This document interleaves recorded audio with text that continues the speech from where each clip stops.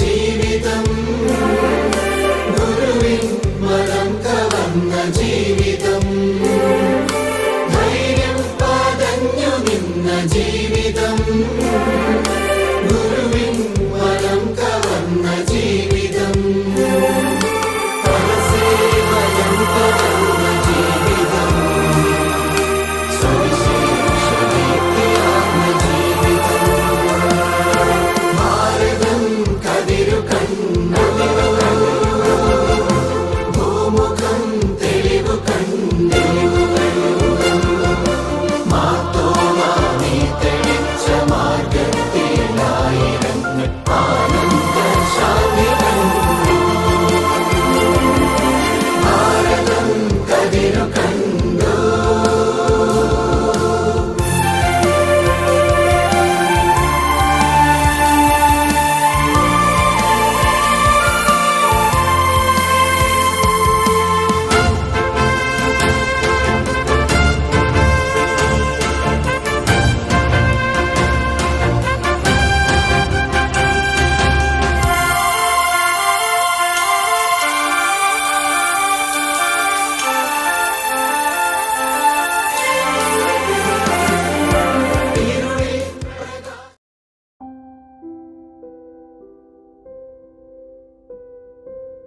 വിദ്യാർത്ഥികൾക്ക് വേണ്ടിയുള്ള പ്രാർത്ഥന. കർത്താവായ ദൈവമേ, അറിവിന്റെ ഉറവിടമേ, അങ്ങ് ഞങ്ങളുടെ പഠനത്തിലും പാഠ്യവിഷയങ്ങളിലും വന്ന് നിറയണമേ. ഇന്നിവിടെ കൂടിയിരിക്കുന്ന എല്ലാ മക്കളുടെയും ബുദ്ധിയെയും മനസ്സിനെയും കഴിവുകളെയും അങ്ങേക്ക് ഞങ്ങൾ സമർപ്പിക്കുന്നു. ഞങ്ങളുടെ എല്ലാ അലസതകളും അസ്വസ്ഥതകളും നീക്കി ആത്മവിശ്വാസവും പ്രത്യാശയും നൽകി ശക്തിപ്പെടുത്തണമേ. വിജയത്തിന്റെ നിമിഷങ്ങളിൽ അങ്ങേ മഹത്വപ്പെടുത്തുവാനുള്ള കൃപ ഞങ്ങളിൽ ചൊരിയണമേ. യേശുവെ, ഞങ്ങളെയും എല്ലാ വിദ്യാർത്ഥികളെയും അങ്ങയുടെ തിരുരക്തത്താൽ കഴുകി വിശുദ്ധീകരിക്കുകയും പരിശുദ്ധാത്മാവിനാൽ നിറയ്ക്കുകയും ചെയ്യണമേ. യേശുനാഥന്റെ പ്രിയ ശിഷ്യനും അപ്പസ്തോലനുമായ വിശുദ്ധ തോമസ് സ്ലീഹായെ ഭാരത മണ്ണിൽ വിശ്വാസത്തിന്റെ വിത്ത് വിതയ്ക്കാനായി തെരഞ്ഞെടുത്ത ദൈവമേ, ഞങ്ങൾ അങ്ങയെ സ്തുതിക്കുകയും ആരാധിക്കുകയും നന്ദി പറയുകയും ചെയ്യുന്നു. വിശുദ്ധ തോമസ് സ്ലീഹായുടെ മധ്യസ്ഥതയാൽ ഞങ്ങൾക്ക് ലഭിച്ചിരിക്കുന്ന നിരവധി അനുഗ്രഹങ്ങൾക്ക് ഞങ്ങൾ നന്ദി പറയുകയും കേരള സഭയെ കൂടുതൽ പ്രേക്ഷിത ചൈതന്യത്താൽ നിറയ്ക്കുകയും തെറ്റായ മാർഗത്തിലേക്ക് പോകുന്ന യുവാക്കളെ നൽവഴിയിലേക്ക് ആനയിക്കുകയും ചെയ്യണമെന്ന് ഞങ്ങൾ പ്രാർത്ഥിക്കുന്നു. ഞങ്ങളുടെ ഈ പ്രാർത്ഥന ഈ സമയം അർപ്പിക്കപ്പെടുന്ന ദിവ്യബലികളോട് ചേർത്ത് പരിശുദ്ധ അമ്മ വഴി നിത്യപിതാവിന് സമർപ്പിക്കുന്നു. ആമേൻ.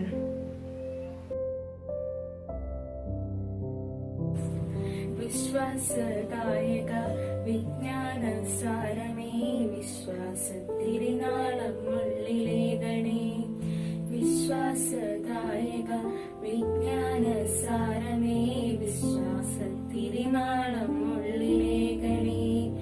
വചനം പഠിക്കുവാൻ, വചനം ജീവിച്ചിടാൻ, വചനം പകർന്നുരച്ച് സ്വന്തമാക്കിടാൻ, വിളവേറി നൽകിടും വയലായൊരുക്കണേ.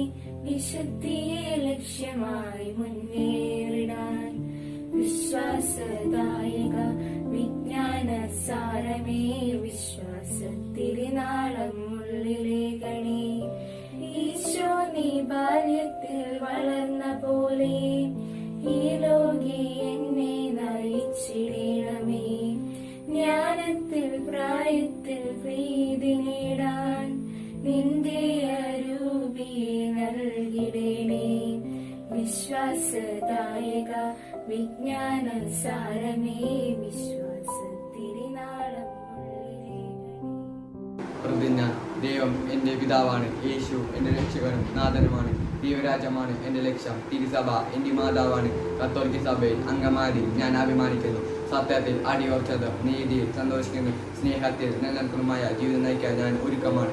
ഭാരതം എൻ്റെ ജന്മനാടാണ്, എല്ലാവരും എൻ്റെ സഹോദരി സഹോദരമാണ്. വിശിഷ്ട എൻ്റെ മാതാപിതാക്കന്മാരെ ഗുരുമുദ്രയിൽ ഞാൻ ആദരിക്കുന്നു. സഭയോടൊത്ത് നാടിനു വേണ്ടി ഞാൻ സേവനം ചെയ്യും. വിശ്വാസത്തിന് വേണ്ടി ഞാൻ ജീവിതം നയിക്കാൻ ഞാൻ തയ്യാറാണ്. വിശുദ്ധ തോമസ് സ്ലീഹ ഇന്ത്യയിലെ ക്രൈസ്തവ സഭയുടെ സ്ഥാപകനും അകമഴിഞ്ഞ ഭക്തിയുടെ പ്രതീകവുമായ തോമസ് സ്ലീഹായുടെ ഓർമ്മ തിരുനാളാണ് ദുക്രാന അഥവാ സെന്റ് തോമസ് ദിനം. ഭാരതത്തിന്റെ അപ്പസ്തോലൻ എന്നറിയപ്പെടുന്ന തോമാസ് സ്ലീഹ ഗലീലിയ ദേശത്തുള്ള ഒരു യഹൂദ കുടുംബത്തിലാണ് ജനിച്ചത്. സ്ലീഹായുടെ ബാല്യകാലം, കുടുംബസ്ഥിതി, മിശിഹായിൽ വിളിക്കപ്പെട്ട സാഹചര്യം എന്നിവയെല്ലാം തീർത്തും അജ്ഞാതമാണ്.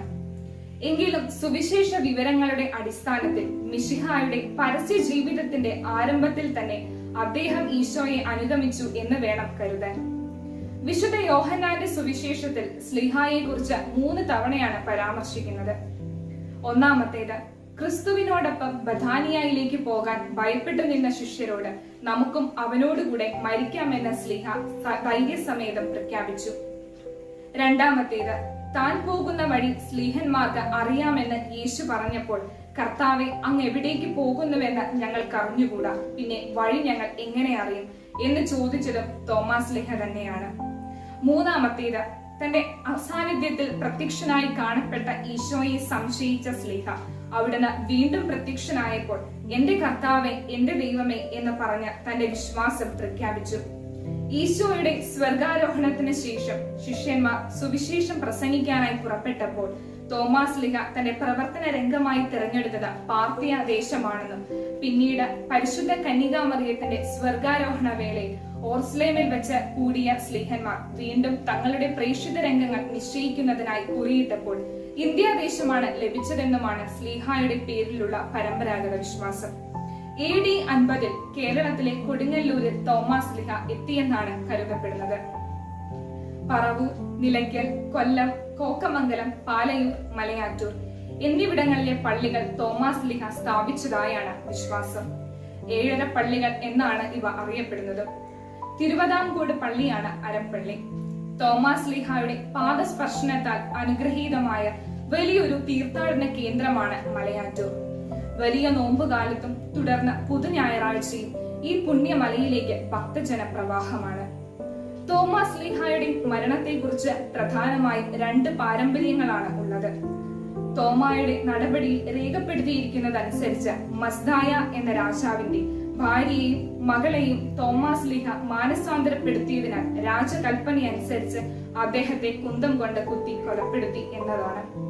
എന്നാൽ കേരള ക്രൈസ്തവർ വിശ്വസിക്കുന്ന പാരമ്പര്യം അനുസരിച്ച് ഇന്ത്യയുടെ പൂർവ്വദേശത്തേക്കുള്ള യാത്രയിൽ സ്ലീഹ മദ്രാസിനെടുത്തിരുന്നു. അവിടെ കാളി ദേവിയുടെ ഒരു ക്ഷേത്രം സ്ഥിതി ചെയ്തിരുന്നു. സ്ലീഹ നടത്തിയ സുവിശേഷ പ്രസംഗത്തിന്റെ ഫലമായി ദേവി വിശ്വാസികൾ പലരും ക്രൈസ്തവ മതം സ്വീകരിച്ചു. തൽഫലമായി അമ്പലത്തിന്റെ പ്രസിദ്ധി നഷ്ടപ്പെട്ടു.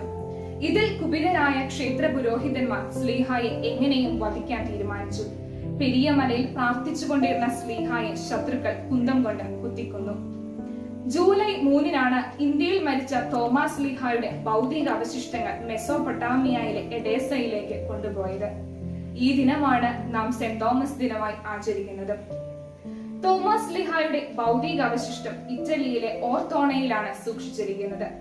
1972 സ്ലീഹായുടെ 19ാം ചരമശതാബ്ദി ആഘോഷിച്ചപ്പോൾ 6ാം പൗലോസ് മാർപ്പാപ്പ സ്ലീഹായെ ഭാരതത്തിന്റെ അപ്പസ്തോലൻ എന്ന് വിളിച്ചു.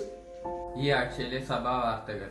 വത്തിക്കാൻ റേഡിയോ മലയാളം വാർത്താ വിഭാഗങ്ങളുടെ ചുമതല വഹിച്ചിരുന്ന ഫാദർ വില്യം നെല്ലിക്കൽ 12 വർഷത്തെ സേവനത്തിനു ശേഷം വിരമിക്കുന്നു. ഇദ്ദേഹം വരാപ്പുഴ അതിരൂപത അംഗമാണ്.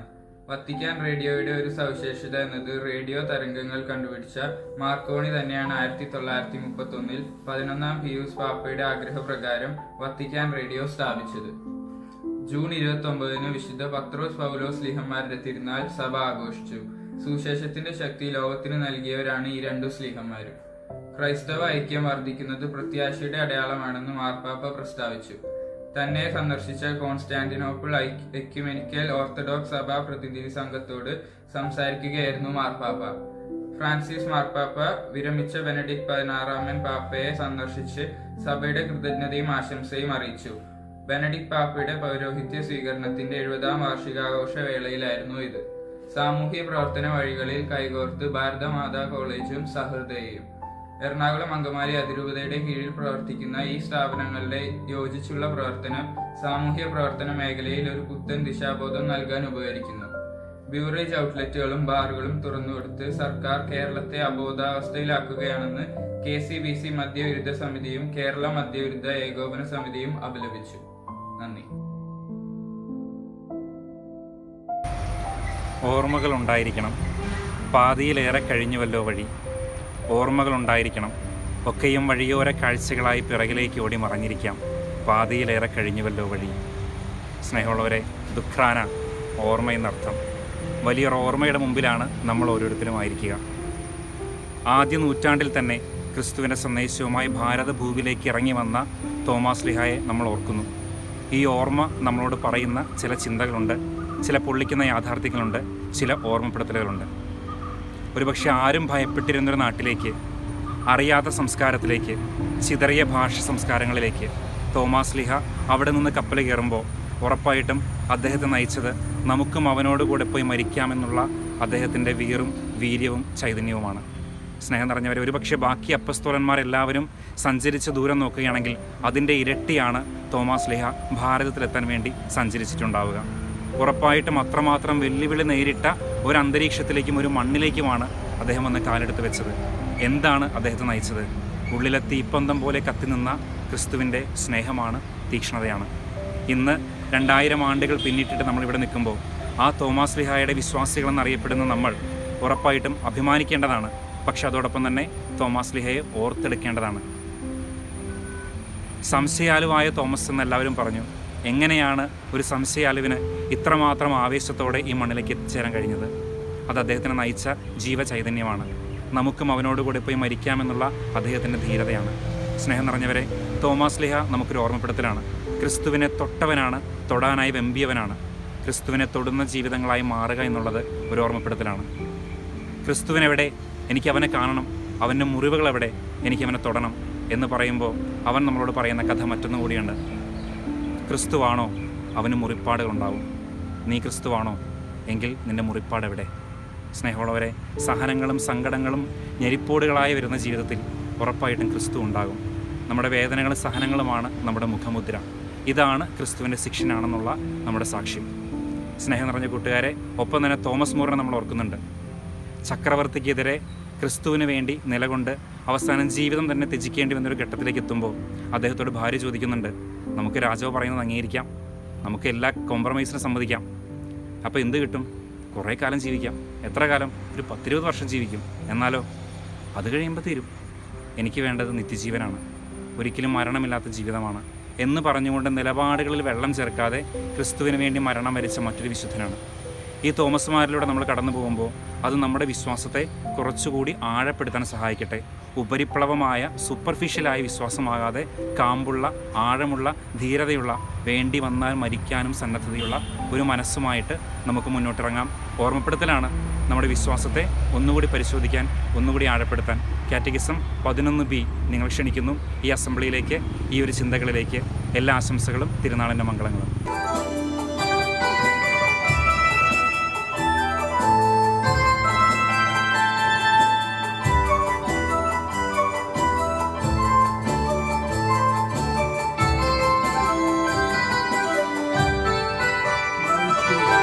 ഭാരതം കതിരുകണ്ടു, ഭൂമുഖം തെളിവു കണ്ടു, മാർത്തോമാ നീ തെളിച്ച മാർഗത്തിലായിരങ്ങൾ ആനന്ദ ശാന്തി കണ്ടു. ഭാരതം കതിരുകണ്ടു, ഭൂമുഖം തെളിവു കണ്ടു, മാർത്തോമാ നീ തെളിച്ച മാർഗത്തിലായിരങ്ങൾ ആനന്ദ ശാന്തി കണ്ടു. ഭാരതം കതിരു കണ്ടു.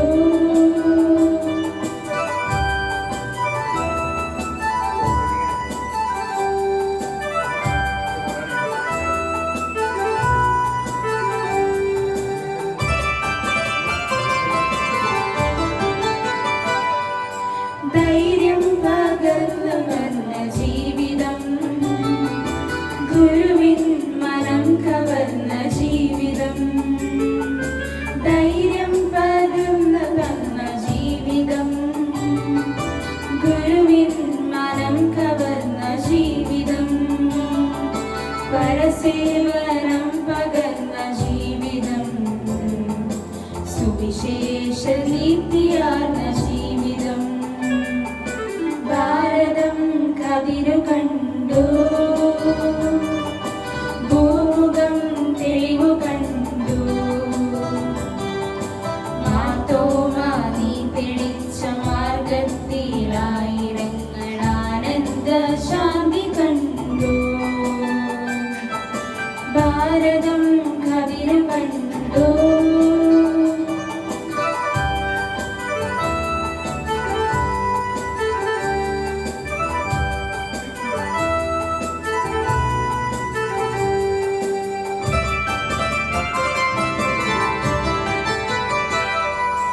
ഇരുളിൽ പ്രകാശമായി വിടർന്നു നീ മരുവിൽ തടാകമായി വിരിഞ്ഞു നീ ഇരുളിൽ പ്രകാശമായി വിടർന്നു നീ മരുവിൽ തടാകമായി വിരിഞ്ഞു നീ സുരലോകവാദനരനു കാട്ടുവാൻ ഒരു ദേവദൂതനായി അണഞ്ഞു നീ ഭാരതം കതിരു കണ്ടു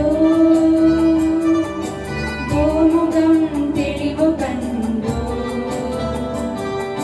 മാർത്തോമാ നീ തെളിച്ച മാർഗത്തിലായിരങ്ങൾ ആനന്ദ ശാന്തി കണ്ടു ഭാരതം കതിരു